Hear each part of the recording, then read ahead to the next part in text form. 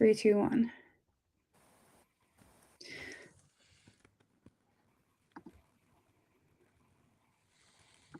And don't seem to be live on LinkedIn. Okay. Good afternoon, everyone. Welcome to Planet Detroit Live. I'm Nina Ignazik. I'm the founder and executive editor of Planet Detroit, and I am really excited to have a fascinating conversation today with some local experts on what is the connection between Michigan's Great Northwoods and Detroit. We've got an incredible panel. A few notes. We are live on YouTube. I think we're live on LinkedIn. I'm not 100% sure about that right now, but this video will also live on our YouTube channel, and I will send that out for everybody. This is a conversation, not a lecture, so we brought together people with some different perspectives and areas of expertise. Our goal is to help you understand what happens 300 miles north of Detroit actually affects your daily life. And we will take audience questions towards the end. If you're watching live and where you're watching live, please have comment in the comments of that post where you're watching, and we will see them here and we will be able to address them. And so before we get started, I want to acknowledge that this webinar accompanies our Great Northwoods series that you can find live now on planetdetroit.org. It's a 4-part series produced with support from the National Wildlife Federation, and it explores various aspects of the connection between Detroit and the Great Northwoods, and it was authored by Allison Burka. Okay, so let's get into it. Why are we having this conversation? When most Detroiters think about up north, we might picture vacation cabins, fall colors, weekend camping trips, but Michigan's northern forests are more than a getaway. They're working ecosystems, and they directly affect our lives here in southern Michigan and Detroit. So these articles examine how Detroit and the Great Northwoods are connected through water, but also through community programs like Detroit Outdoors and through relationships between Detroit residents and Indigenous communities in the Upper Peninsula. The second story examines how climate change is reshaping Michigan's forests and how those changes are connected to health issues like asthma in places like Detroit. We also have a story that examines a federal bill, the Permit Act, that could roll back Clean Water Act protections and potentially put Detroit's and the whole state's drinking water at risk. So these are not abstract environmental issues happening far away. They are directly connected to the water coming out of your tap and the air you breathe. Okay, so now let me introduce our illustrious panel. I'm actually going to ask them to introduce themselves. We have 4 guests. Well, we actually have 3 guests today. One unfortunately could not come. But we're going to start with Mark Smith. I'm going to ask each of you to take about 90 seconds to introduce yourself and tell us what's your connection to this issue and why does the relationship between Detroit and the Northwoods matter to you. I'm going to start with Mark Smith. Mark's the Great Lakes Policy Director at the National Wildlife Federation. Welcome, Mark. What brings you to this conversation today? Well, thanks, Nina. I appreciate that. Thanks for having me on. And again, Mark Smith at the National Wildlife Federation, working in our Great Lakes office here out of Ann Arbor, Michigan. I do a lot of our Great Lakes water policy and wildlife habitat conservation work here in the region. And so this issue is near and dear to my heart personally and professionally. I grew up hunting and fishing, spending a lot of time outdoors. And it's a personal passion of mine. And so I'm able to merge my personal passions with my professional passions into a career advocating for Michigan's clean air, water, and wildlife. So NWF has been doing this for quite a long time. A lot of the work that we're doing across the region impacts Detroit. And so it's not just the Great Northwoods. It's a lot of the work to protect habitat, ensuring that the habitat provides place for wildlife, but also people, the cultural and the spiritual aspects, and also the economic aspects of this. It all impacts what happens up in the Northwoods, and every other spot around the region impacts Detroit and impacts suburban Detroit. So we're vitally interested in this work, and I'm happy to talk more about this important issue. All right. Thank you, Mark. Next up, Antonio Cosme. Antonio's co-founder of Black to the Land Coalition, and he's been building relationships between Detroit communities, Indigenous communities in the Upper Peninsula, getting people outdoors. Antonio, thanks so much for being here. What does this connection mean to you? It means so many things. Like, I think we have to like look back at history. My background's in economics, and I'm often doing presentations in Detroit, educating people about, the history of Michigan and the clear cutting of Michigan forests. Built Detroit ultimately. So Detroit was Mhm. kind of built off of some of the clear cutting in the Northwoods. A lot of the industrial wealth that helped build Detroit helped flow north and make a lot of those cities more, viable after that. Around the mid 19th century or 20th century, like working class people had jobs that allowed them to travel and visit north. Me, as a young person, I would travel to Pictured Rocks and to Quamanon Falls. But as an adult, I've, been able to form my own relationship with it. That's a little bit beyond like just kind of like tourism and visiting in that way. I've been able to paddle along the um, islands in northern Wisconsin, the Mm. Lake Superior. I've been able to learn how to hunt on the Lac du Flambeau Reservation in Wisconsin. I harvest wild rice with my buddy Greg Johnson up there. Um, a person came from the Keweenaw Bay Indian community and taught us how to make start our maple syrup operation down in Detroit. So there's been this like transfer of knowledge and relationships through Black to Land. We've led camping trips up there to make like birch baskets and harvest some of the trees that are really only available in the Northwoods because of just the climate that's up there. So yeah, I've had like this like kind of deep enduring love for the Upper Peninsula and the Northwoods, which for folks who don't know is generally thought of as like above the 45th parallel. Mhm. So it's like that kind of sub-boreal woods that exist in northern Michigan, northern Minnesota, Wisconsin, and Canada. So yeah, I've just really, really enjoyed getting to know. Like I have like Northwoods goals. I would love to get into Boundary Waters. I've never been up there yet. But it's a beautiful place. There's an amazing place called North House Folk School where I've taken a bunch of classes, and it's like this right on the north shore of Minnesota. Huh. There's just so many amazing gems in the Northwoods, and I'm happy to like help connect Detroiters to that wonderful legacy. And we've long been connected with the Northwoods as Detroiters, and um, yeah, I think our futures are certainly tied together as they've been historically. Awesome. I want to learn more about that bucket list, but right now we're going to move on to Garrett Dempsey, finally from Detroit Outdoors with the Sierra Club. Garrett works to get Detroit young people on trips to the Upper Peninsula and other natural areas. Recently, he was up in the Upper Peninsula taking a group out ice climbing on frozen waterfalls, which was, I was there too, and it was amazing to see people climbing those waterfalls. Garrett, thanks so much for joining us. What's your stake in history in the conversation?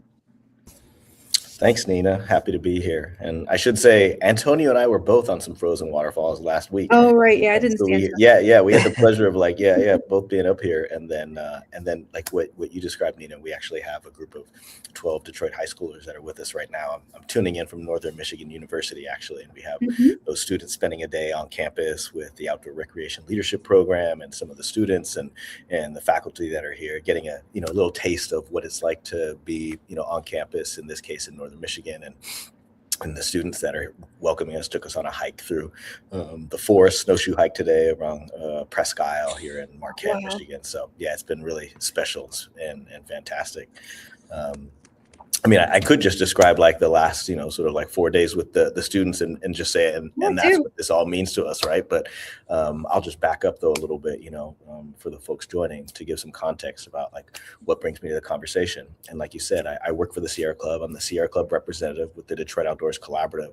And the Detroit Outdoors Collaborative, a key partner being Detroit Parks and Rec Department, exists came together about 8 years ago to find ways to lower barriers of access for young people in Detroit to have meaningful experiences in nature and the great outdoors. And, we started in Detroit by reactivating the only campground in the city of Detroit, which is in Rouge Park, and working with teachers and other adults that have trusting relationships with kids to help those adults borrow camping gear from us and lead camping trips for young people so that young people can like have a connection that mean something to them in the outdoors through camping or just taking trips close to home. And then when we think of the Northwoods, we're really just, as people, we have these intersecting, radiating networks of connections. And so there's like these communities that we are connected to that in a very real way up here in the Northwoods. And so this is an area that, represents an opportunity for these young people we work with in Detroit to sort of expand their horizons. And by coming up here, meeting people, experiencing the space, sort of like understand their current connections and some of the things Antonio talked about too, which is like the historical context and the stories that, brought us to where we are today. Got it. Well, thanks to all of you for the amazing work that you're doing. It's really inspiring. And I've just been I've been a fan of all of you for a few years now. Just a reminder to those tuning in, wherever you're tuning in from, whether it's on LinkedIn or YouTube, if you want to throw a comment or a question in the chat, we will try to address it. So let's dive in a little deeper and talk about that connection. I want to start with a basic question that I think a lot of Detroiters, especially those that have not had the opportunity to visit the Northwoods, might have. Why should I care about forests that are 300 miles away? Mark, let's start with you. From an ecosystem perspective, how do Michigan's northern forests actually affect the air, the water, our livelihoods here in Metro Detroit and in Detroit?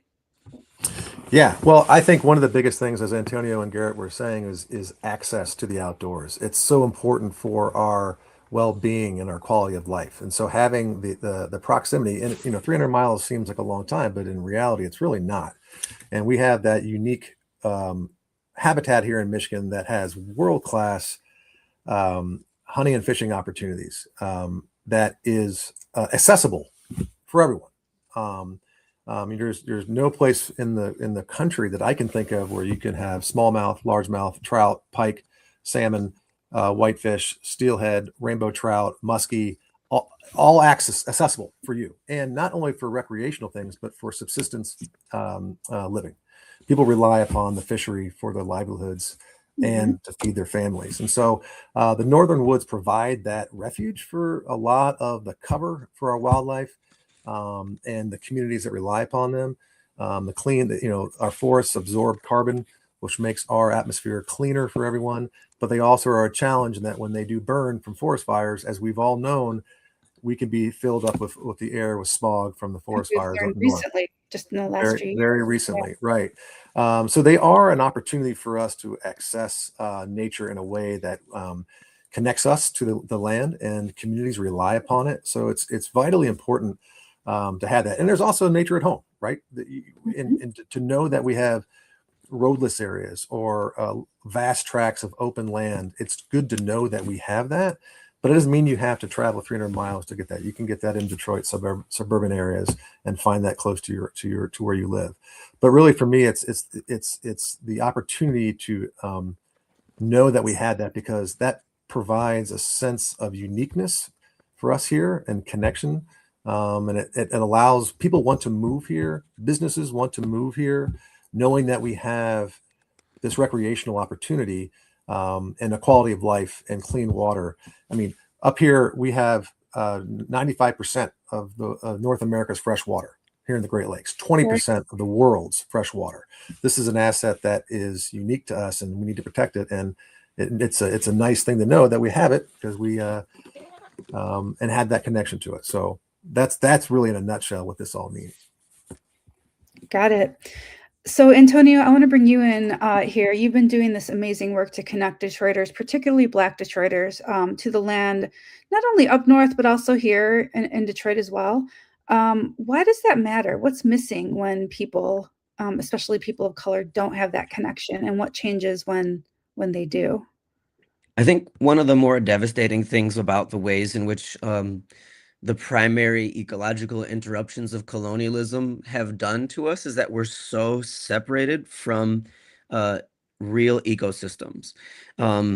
Here in Detroit, I think it's 98 or 95% of wetlands have been eliminated.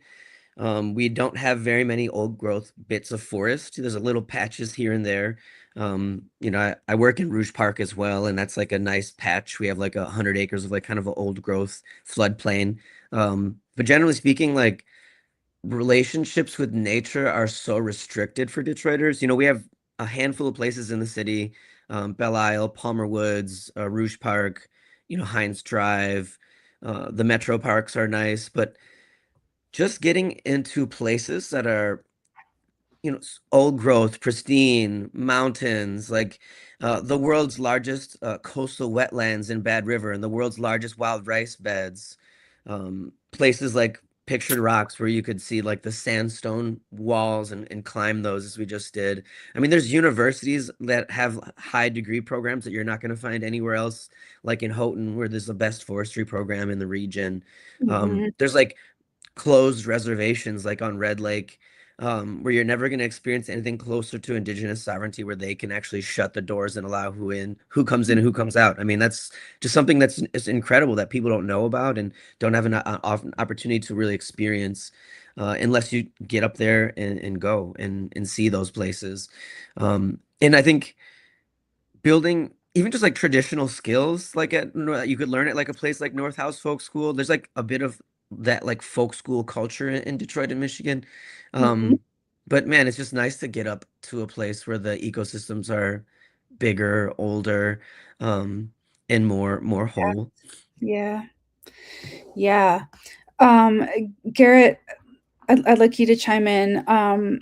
You also do amazing work taking young people from Detroit up north.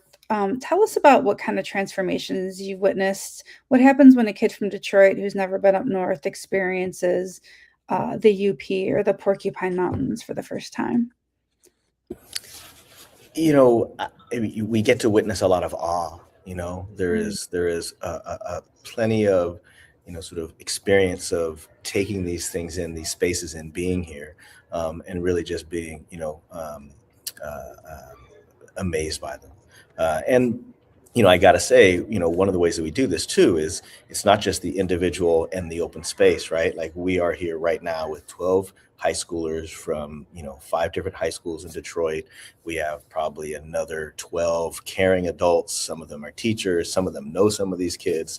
So we've got this community of people that have come up from Detroit to be in this space together. So it's really it's not just sort of like being in awe of the amazing part of the forest, but I feel like what we try to bring is also this human community, and then sort of like merge them together, and I feel that's an important part of it, because I think people are then like walking away from this experience not just loving sort of the Lake Superior, right, or seeing these amazing ice formations, but I think those experiences and the memories are kind of infused with a deepening of a relationship with like someone from their school, or a new friend that they made at another school, or an adult that they had a conversation with that shared something about like the way that their story that's really sort of changed the way they look at the world. So and then I'll say, in terms of some of the things that we see after these trips, we have one young woman that's here right now.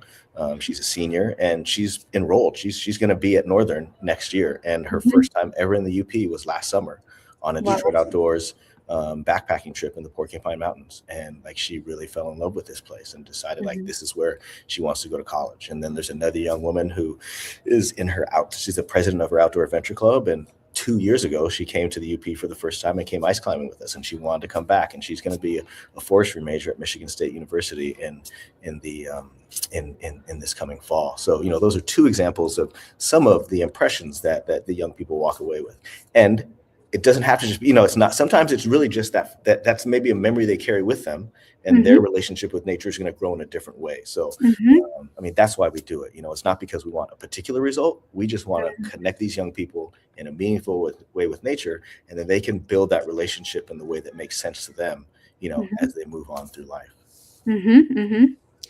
So, unfortunately, Jerry Jandro was unable to join us today, but I know Garrett and Antonio, you both worked with him in different ways. What is it like to work with the Indigenous community in Michigan's Upper Peninsula? What kind of connections have you made? What opportunities do you see for um, awareness building, connection building between Detroiters and Indigenous folks. Either one of you can jump in. Garrett, you want to bite that one first? Sure. I'll jump in, and it's actually I'm glad you had mentioned Jerry, because I was thinking about Jerry when Antonio was describing just really sort of like the power and the richness of these ecosystems in the Northwoods, and so I'll share this one story about Jerry in terms of response to your question, Nina. But tell us who Jerry is, because folks may not know. Well, yeah, Jerry Jandro is a friend and an amazing man. Um, uh, he's from the Kiwana Bay Indian community, forester by background. Um, the guy can kick a pretty mean soccer ball as well. But he's a sugar, maple sugar ricer. I mean, so much, right? He's a farmer. But he's really been welcoming to us in our work in Detroit Outdoors, sharing sort of his connection and his knowledge of the land and his Ojibwe learnings, and also expressed so much curiosity about the young people and the communities that we work with. And so, like, my story about Jerry is,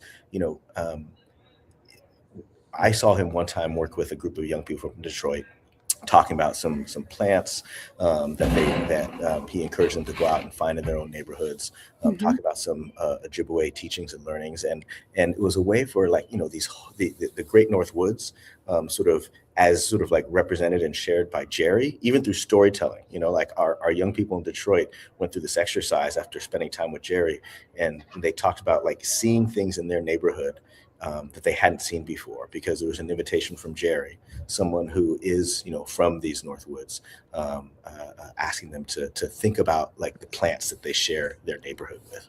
And so even without going to the Northwoods, someone like Jerry from an Ojibwe community, who's nice enough to be in community with us, can have an impact, on our young people. Awesome. Yeah, I've had a lot of like beautiful relationships and interactions and opportunities.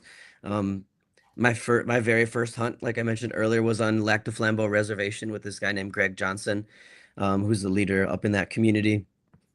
And I learning a new relationship with deer. Like, one thing I was taught by him is that when you take a deer, the first deer you kill, you have to give away. And I was able to give that deer away to this elder named Mary Moose.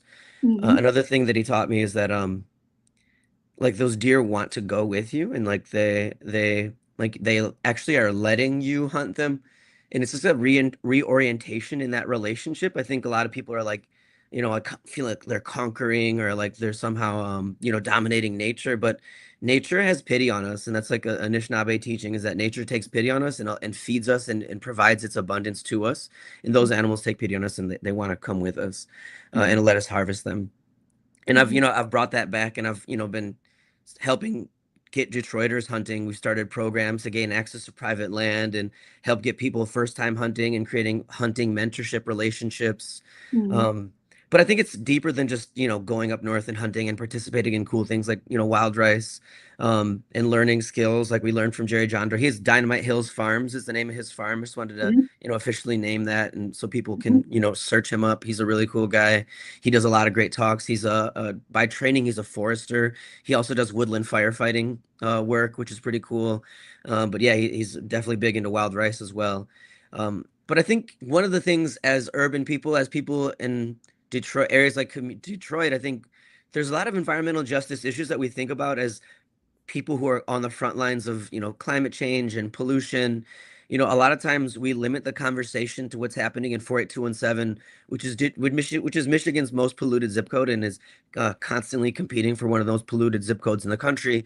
But we don't often think about environmental justice as frontline communities in the Northwoods or in places that are a little more far flung. Bad River's been one of the tribes fighting Line 5, really, really well. There's a fantastic documentary people can check out just exactly about that topic. There's a bunch of mines like the Back 40 mine, which is a nickel sulfide mine on the Wisconsin-Michigan border. There's the Copperwood mine, which is threatening the Lake Superior over near Porcupine Mountains. There's this Empire in Tilden, which is an open pit iron mine operated by Cleveland Cliffs. There's the Eagle Mine in Marquette. There's all of these mines that are going to be opening up as the United States is kind of competing for to reindustrialize. And I think we have to be aware of that. I think these things have to be done in an ethical manner. And if we don't have a relationship to these places, as the most populous area in Southeast Michigan, where a majority of the population is, if we don't have a relationship with these communities, I don't know that we'll be advocating that these things happen in a good way. And I don't know that we can stop the certain developments that are happening, but I think we can speak up as the biggest population basis for these projects, because some of these pristine natural areas need to be protected. So I think it extends into conservation, it extends into environmental justice, it extends into, the traditions and skills and knowledge that we gain from, these incredible, legacy communities. Great. Thank you for that. Okay, that's a great segue to our next kind of discussion topic, which gets into threats that we face. And I just want to remind those that are tuning in, if you would like to ask a question, and we've got one so far, that our panel could answer, please just type it into the comments of the post that you're watching on. We will see it here, and we will do our best to address it. Okay, so what are some of the threats that are kind of facing Michigan's northern forests and by extension Detroit? A couple of things we covered in our series: climate change, federal policy. Mark, let's start with you, and let's start with climate. What's happening to Michigan's forests right now, and what could happen if current trends continue? We expect they will, both to the northern forests and to the rest of us in southern Michigan. Yeah, no, thanks, Nita. I mean, I think in general, all the vectors of climate, whether it's intense heat, intense rainfall, these extremes that are happening more frequently, the old 100-year floods are now every 5-year floods. And that really changes how people who can manage our forests, or at least reduces the ability to predict how things are going to change and how our communities and how wildlife can adapt to that. It really throws off the balance of this. We've seen this in flooding, but we've also seen it in the intense ice storms that literally wiped out a lot of the forest lands up further north. Yeah. We're seeing spreading of invasive species into the northern woods. Moose are being impacted from ticks because it's not as cold anymore. The ticks are not dying off. We're seeing these situations that are no longer ambiguous. When people think of climate change, we originally threw out the polar bear, but no one who has ever really seen a polar bear in person. That we're seeing these changes happening right in front of us, so it is impacting us. Mm-hmm. And I will say that things that are happening at the federal level are not helping. Right now, we're having a situation where we are trying to roll back existing protections that will help us address and confront climate change and help us adapt to climate change, such as efforts to roll back the roadless rule that took years, decades to get in place, has been challenged in the courts to protect these roadless areas that have vast qualities for wildlife, for connectivity, for migration, for wildlife.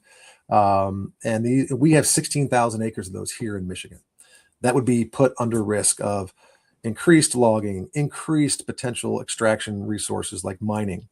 That would, obviously allow for further discharging of industrial pollution into our waterways. That would make it eventually into Lake Superior, down to Lake Huron, down and closer into the Detroit area. We're seeing efforts to remove Clean Water Act protections, to basically give industry, basically a get out of jail card to pollute without liability on that. These efforts we're seeing to just chip away these protections that allow us to enjoy this fresh, clean water. Like I said, we have 20% of the world's fresh water here. The last thing we need to be doing is to reducing those protections. And that's kind of the theme right now at the federal level. So what we should be doing is not exacerbating that. We already know that we can adapt to some of these things that are happening with climate change, but some of the things that we're seeing come out of DC right now are not helping. And so we need to really address those things, because we only have so much time before our climate here in Michigan resembles Oklahoma. And Mhm. that's a reality. And what are we going to be doing to prevent that? Mhm. Mhm. So our third article in the series focuses on this bill, the Permit Act. Can you just share a little bit more about what that is, where it is, and why it matters to potentially our drinking water? Yeah, no, the Permit Act is moving through Congress right now. And to back up, the Clean Water Act has been one of the most protective, bipartisan success stories in our environmental history in the United States.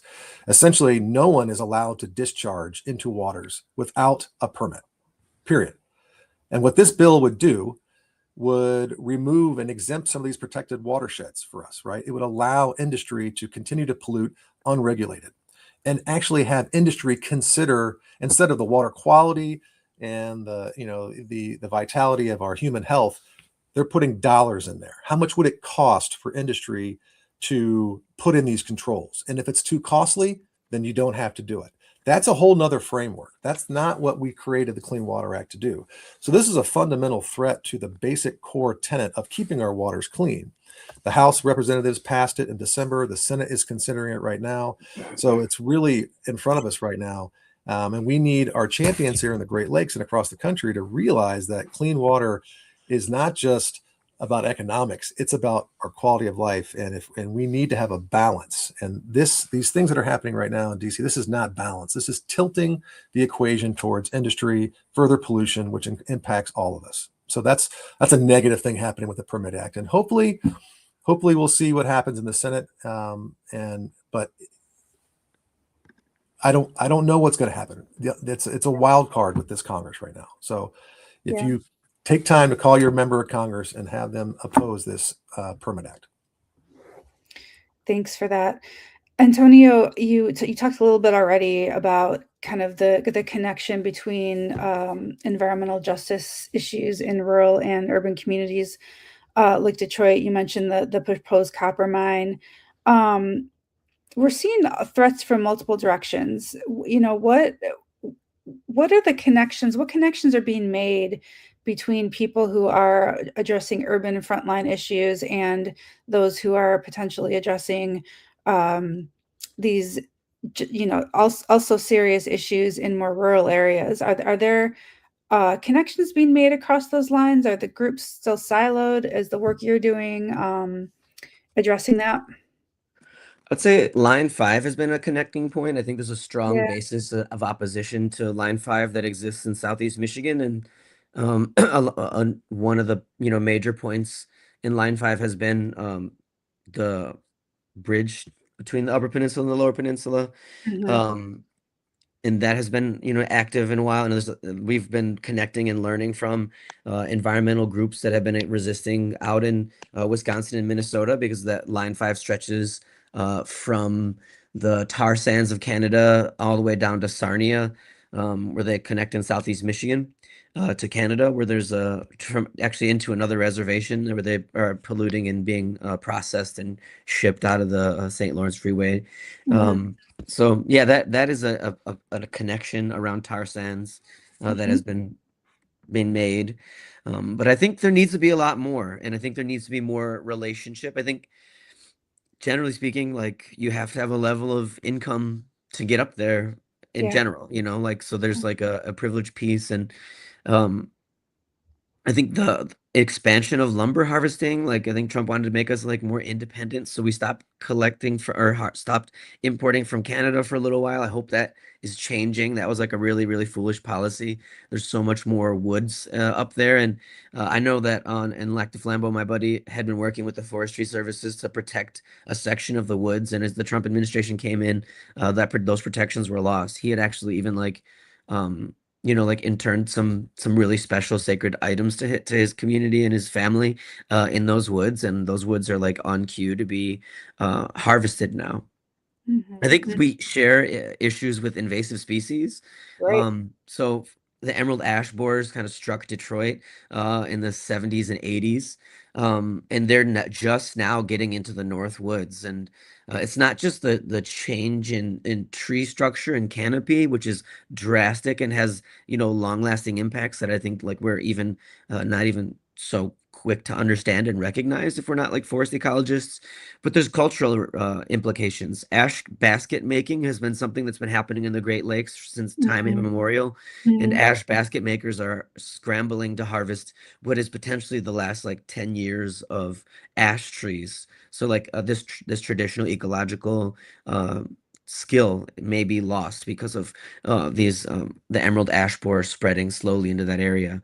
Mhm. I know that every summer we're all being increasingly impacted by these Canadian wildfires, but we are not very far off with some climate chaos that causes the Great Lakes to start setting ablaze in the summer, and that would be something that would be like a pretty terrible thing. I do controlled burns part time, um, and they're good and healthy. Forest like fires are good for ecosystems, but when you have drought and like a lot of times these forests that are plantations after clear cutting has happened, they're like those tree species that come in are often like very likely to burn even more. There's threats not just to the woods but also the waters. The National Wildlife Federation has been doing a fantastic job of opposing the Mark could talk about this, but the fish from entering the Great Lakes. But something that I don't think has gotten enough shine and enough attention is the zebra mussels and quagga mussels kind of came to the Great Lakes from this ballast waters, and the zebra mussels populations kind of came up and exploded, and they've actually gone down significantly. But the quagga mussels are much deeper. They're able to like literally coat the bottom of Lake Superior, and these mussels are eating so much of the zooplankton and filtering so much of the water that they're crashing whitefish populations. And whitefish are a really important foodstuff, especially for indigenous communities. And a lot of people don't recognize like the ways in which the native communities in the Great Lakes steward the fish. They have so many hatcheries, and they really do a lot to help like protect fish. Mhm. Mhm. But that's an interesting tension point between settler sports fishing communities and native communities. Mhm. That's a very nuanced conversation. Mhm. The Great Lakes flood of 2020, like that was huge. I mean, we felt it on Belle Isle. Yeah. They were feeling it on shoreline property all along the Upper Peninsula. I remember driving around and seeing a lot of flooded houses when it was Yep. happening, and that flooded out sections and destroyed our a forest that we had, oak forest that we had on Belle Isle. So Yep. that's something that connects us. And yeah, like I mentioned earlier, a lot of the mining that happens in those areas, like Lake Superior is truly, I mean, all of the Great Lakes are inland seas, but Lake Superior is truly, truly, truly an inland sea. It's just like one of the deepest lakes in the world, other than like Lake Baikal and like another lake in Africa. It's like the top 4 or 5. Um, and it's these mines that are all around the Upper Peninsula because of the rock deposits that are up there, are threaten the clean water that exists in the Upper Peninsula. I think another threat that's going to be coming with climate change is more people moving to Michigan and more wealthy people wanting shoreline development and the fragmentation that happens from the development of nature and communities. I think housing costs in the Marquette area are way, way, way on the rise. I was just talking to people about this when I was up there at Ice Fest. So, yeah, all of these, issues that we feel down in Southeast Michigan, whether it be like the pressure of, gentrification, they're feeling it in Northwood cities. Yeah. So there's a lot of interconnections, but I think not a lot of people are making those dots and connecting those relationships and connecting those communities. We need more people to have a broader Great Lakes consciousness out here. Yeah. Um, Well, wow, thanks. That was a whole litany of things that I would like to dive into one by one, but we don't have time today, obviously. But thank you for connecting all of those dots and for doing that for us. Um, okay, we're moving into our last section where we're trying to get back a little bit to the positive, while still talking about some of the challenges that we're facing. A reminder to those of you tuning in, I think mostly on YouTube at this point. If you have any questions for our panelists, please type them into the comments and we will see them here and try to address them. So Garrett, I want to bring you back into the conversation. We've talked a lot about just this whole idea of we have to make these connections. And you've been doing that, group by group. Tell us a little bit more about how that works. What does Detroit Outdoors do? How do the trips work? How many people are you able to bring along? What are the challenges to doing that? And what kind of impact are you seeing? You told us a little bit about that before, but please feel free to expand. Yeah, for us at Detroit Outdoors, it really just begins with a belief that helping a young person have a meaningful experience in nature and to start to build a relationship with nature is a very positive thing, a really important thing to do with that young person, for that young person, and as part of a broader community. It's good for the person, it's good for the planet, it's good for the environment. And we don't necessarily do it in this prescriptive way where we think like, okay, we're going to get them camping and then we're going to get them to buy this product, or it's like, it's not like this and then that. It's really, we just know that experience in and of itself can have so many positive impacts on the young person, on their families, on their communities. As I'm hearing Mark and Antonio and you, Nina, kind of have the conversation the last 10 minutes about, like kind of expansive, across the region, I'm thinking of some of these young people and the teachers and the communities we work with, and I'm seeing like in the way that they sort of fit into some of these spaces. And I'll back up a little bit to, talk about like our approach with our program and maybe offer some examples of how those bridges are built and those connections are made. But, like I said earlier in the call, like we really are built around in Detroit Outdoors, a collaborative approach where we share resources like access to camping gear, access to leadership training, helping teachers and adults that work with kids, get to a campsite and camp close to home. And then really just support them having these experiences that, that can be meaningful to the kids, because it could be all about like what the class is studying. It could be if it's a team and it helps build a stronger team. Now these kids have like, this increased sort of relationship with each other and their coach that's really sort of cultivated in nature. And so that's what we believe is like, we can help a lot of people that work with kids have like add nature exposure into their programming. And then in terms of how sometimes, these connections are made to these larger issues, I'll offer an example of a young woman who, she was new to the United States, and in her first 6 months, she hardly spoke any English. Like her first experience in nature was going up to pictured rocks, with a partner that we love and we work with a lot, that actually we're here with right now at Northern Michigan University. It's called the Bus for Outdoor Access and Teaching. It's a school bus, gear library, supportive staff. And so this young woman and her brother go 5.5 hours north to Pictured Rocks, experience the Northwoods for the first time. And she has fallen in love with nature. She has an identity of an outdoors person. She became the president of her outdoor adventure club at her high school. And now she's at Michigan State. She's, involved in the outdoor adventure club there. And then she's also joined the Sierra Student Coalition because she remembers oh, Garrett works with Sierra Club. That's part of Detroit Outdoors. And she's had opportunities to sort of advocate for environmental issues. And so, she has this relationship with the Northwoods, even though she's from Metro Detroit, and now she's finding a community at her college to sort of continue to advocate.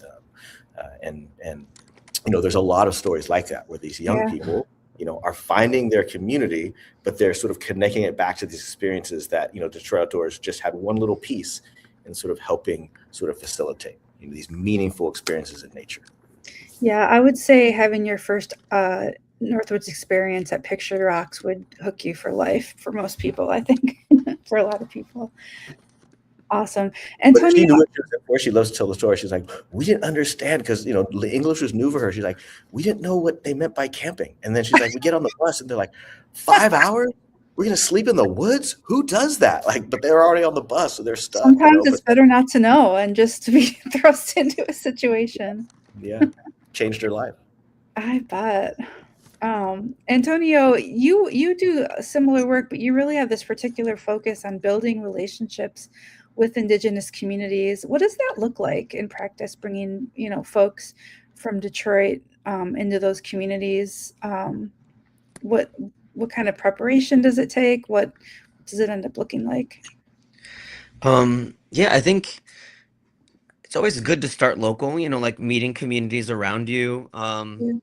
And I think it's like there's a lot of awesome organizations in the Detroit area. We started this we started Indigenous Peoples Day here in the city, and we had the first powwow downtown. That's like a brand new thing that just happened this past year. That's an Yeah. awesome opportunity. There's a lot of powwows. I think meeting Native people just locally is a great way to start.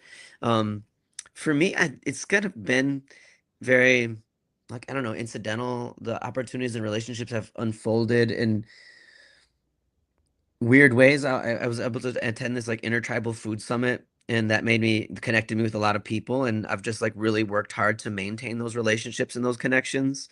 Hmm. And I think um, it's like one thing I've struggled with is how to like make them more accessible to other people. I think one way that we've done it is we've started this like wild rice activities in the Detroit area where we'll bring wild rice from up north and process it, because we can't take everybody up north to harvest wild rice, Right. but we can like bring that skill back, and encourage more people to connect that way. And I think like more broadly than just the native relationship, I think everybody should just develop a relationship with the region in general. And it happens that there's a lot of reservations in those areas too. So you could like check out like there's like the easiest first step to building a relationship with the Northwoods is like Sleeping Bear Sand Dunes. It's technically above the 45th parallel. It's like a 4 or 5 hour trip. It's an incredible view. It's like you're like I think maybe 400 feet above the Lake Michigan, and you could climb all the way down. But big warning, you got to climb all the way Yeah. back up. Like, And if don't you do can't do it. it yourself, and if you're not fit enough, they'll fine you big to bring you back up. But I think, man, I loved that as a young You person. climbed That down was there though, didn't you? The first time you saw Oh it, right? yeah, for Yeah, of sure, course. for sure. Yeah, it was very inspiring, very challenging. But yeah, it definitely like will make you fall in love with the Great Lakes to just experience such a big natural feature, a giant sand dune. And there's a reservation, there's native communities that are immediately around that area. Mhm. So you could connect in with some of their, like go up to like a powwow they're hosting, and then, check out Sleeping Bear Sand Dunes. There's some Mhm. old growth forests that are amazing right up there. Anybody could hike the North Country Trail. Like the Manistee section is like a section that I particularly love, especially in the fall. Like the fall colors, it's like it's traveling along the Manistee River. The North Country Trail comes all the way down to Detroit as well, but Right, right. um, there's a section in the Manistee River where it's like you're on these like large hills overlooking the Manistee River, and it's just incredible in that, like, early to mid October time of the year. I can't. It's one of the most like joyous experiences hiking for me that I've ever had, backpacking. Yeah. Another great way to tap in with a lot of community is Labor Day weekend. I know May Day is the real Labor Day, and the United States has tried to undermine that with the Labor Day in September. But it's a good time to go up north and check out the paddle out protest that happens in the Mackinac Straits every year. And there's like a camp that happens in Eagle, Michigan, which is a little bit south of the Mackinac Straits. But we paddle the straits. There's camping, excursions. There's like a lot of the native communities resisting Line 5 and is down is there that weekend. So I invite anybody to come up. Just type in paddle out protest. There's also like a music festival that happens that same weekend, the Water is Life Festival. I know NWF has been doing a lot to support Line 5 over the years, so a shout out to them for that. Yeah. Then if you want to go a little further, there's Pictured Rocks, Tequamanon Falls, Porcupine Mountains. You could take classes at North House Folk School. And if you're super adventurous, that Boundary Waters trip is like, for me, like where I want to be going. But you can like work with an outfitter to traverse these lakes that are like dot the border between Canada and Minnesota. And it's just like this really expansive old growth like ecosystem, because you just can't log back there. I mean, it's a really, really beautiful place. Talk about like pristine wilderness ecosystems. That's a really cool place that I intend to be. Um, but yeah, I don't know. I would say if I had like a quintessential experience in the Northwoods, it's like Jerry Jandro for a while. He used to host these uh fall feasts. And he has like a little apple orchard in where his sugar bush operation is at Dynamite Hills Farms. And I just remember swimming in a waterfall like in this like area like the Porcupine Mountains area. The mountains and hills and rock formations are extend outside of that area, and we were just in like a place that only locals would know, and we were cooking up some sausages on the shore and just eating. And I just remember just what like just experiencing that like UP life for a moment. It was just a very, very special thing to me to Mhm. be in a place that's just like outside of the tourist zones and close to the reservation. And yeah, I'll always remember that experience in those summers. And yeah, like getting to know locals up there, so you have people to visit and connect with. There's a really cool community in Houghton if you want to go really far north. There's a lot of like awesome people doing really dynamic work there. So there's like so much to do and find and connect with. And Yeah. yeah, there's a lot of conferences that you could go to that'll take you up north. But yeah, I think you just go. Like you just gotta go and start forming relationships. Yeah, I am with you on the Boundary Waters. I haven't done that yet either, and it's getting to be time, I think, because I'll just chime in. We've got one of the young women on our trip today in Northern was on a Boundary Waters trip with us 2 years ago. And on the way up and back to from Detroit to the Boundary Waters, we stopped at Jerry's house, and Jerry Jandro opened his home and his farm up for our crew as like a little harbor, a safe point to hang out on the reservation at his house around a fire, guitar. So that amazing. relationship building and stitching those things together, building that community, like Antonio was talking, like we've been lucky enough to be able to do it. Awesome. Okay, well, like I said, I'm just continue to be so inspired by the work that you're all doing. We have a couple of audience questions that I will throw up just in our last few minutes together. We have a question from Sarah C. Is there any data on how many people from Detroit, especially the Black community, have been up north or have been hiking or camping or nature in general? I know there's some research out there. I know we've reported on it. And does any data come to anyone's mind or any thoughts about that? I I'll just haven't. say the Outdoor Industry Association does publish some. I think it's Yeah. like every year, they do a lot of data collection, not necessarily framed in the way that Sarah's asking the question, but they'll talk about trends that they see, and they have Mhm. demographic trends as well in terms of like by race and ethnicity. And are we seeing a growth, change, steady? I mean, I'm If I assuming. mean I shouldn't even venture to say what I remember them reporting because I might Okay, so mistake I it. guess Sarah, the answer is Detroit or the outdoor. What was it again? The Outdoors Association. Outdoor Industry Outdoor Association. Industry The Outdoor Association. Foundation. I know we just published a story about the ski event. I'm blanking on the name right now. I'm Jim sorry. Dandy, Jim yeah. Dandy. Thanks. My brain does that whenever I really want to retrieve a piece of information. I can't. Um, Yeah, the oldest and black ski club in the country is oldest based in black ski Detroit. club in the country, based in Detroit. Ian Solomon did an amazing video and article for us on that. And the outdoor ski industry published some information about just black skiers, and it was, I think, 2%, which is obviously disproportionately low in a very expensive sport. So I think there are data out there, Sarah, but Yeah, um, that'll be a tough one to track, like I think if if you could somehow measure the race of everybody crossing that bridge, maybe you could get an idea. But I think that's a really tough one to track. I don't think there's anybody like taking measure of like the race of people, crossing into the Upper Peninsula or the Northwoods, that I know of at least. Um, yeah. Well, I but will there is say, like some interesting programs. I was looking online, and there's this apparently this like Black Men Northwoods retreat that's happened. Maybe it was like a Wisconsin DNR project that was like about like healing, and it was getting people in like northern Wisconsin up into the woods. Black to Land Coalition. We are often like taking like we try to make it a point at least once a year to go into the Upper Peninsula and do an excursion up there.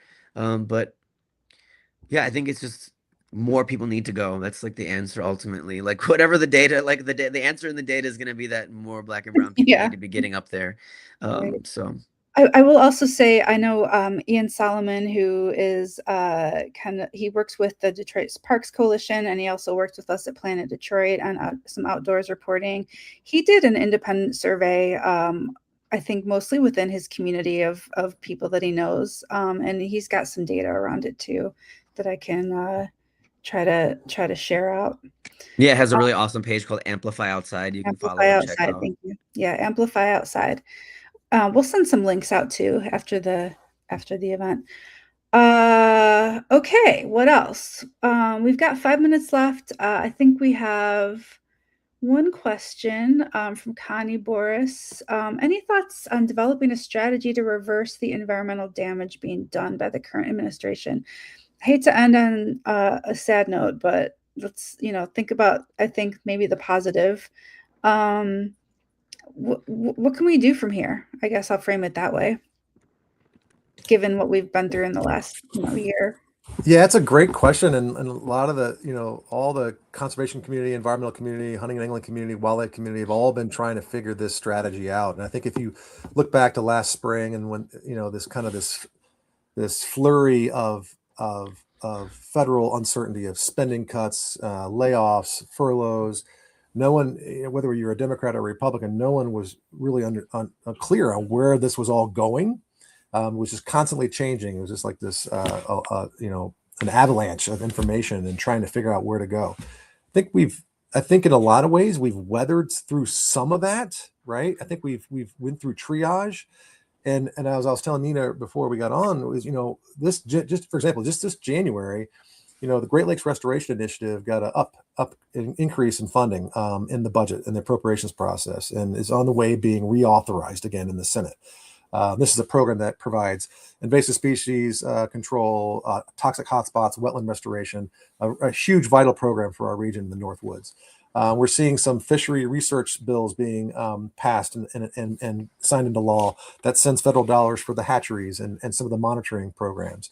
We're seeing efforts to restore some of the funding that was cut even just last year from the Science Center here at USGS here in Ann Arbor. So we're starting to see Congress starting to kind of grab hold of their constitutional authority to appropriate and authorize funds to run, programs that help Great Lakes water and Northwoods, programs that we're talking about today. But I think the key thing, honestly, is showing the connection of people, and showing the connection of the federal government has a role to help advance our quality of life, right? The federal government has a role in investing in science, investing in research that helps protect our fisheries, perhaps protect our wildlife, helps protect clean water that we all enjoy. And water polls ridiculous high levels. People connect with water. They want fresh, clean water.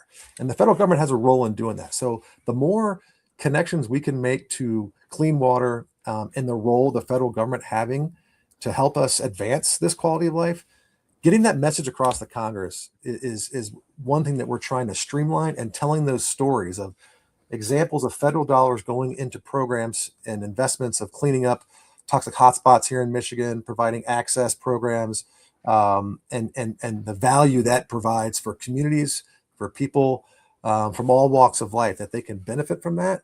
Those stories back to the appropriators and the decision makers in DC and in Lansing is what we need to do. And that's why we're trying to get those voices to the table to talk to these members of Congress, to show the value that they have, that they can provide. And so that's one strategy that seems to be helping turn the tide a little bit. We're not out of the water at any stretch of the imagination. And I know this sounds kind of cavalier, but I am glass half full. And I do think that our efforts have been making a difference. And we're starting to see a little bit of a different tide here than it was the first couple months of the administration. So I always want to, that's a hopeful answer. And so Antonio and Jared, please chime in.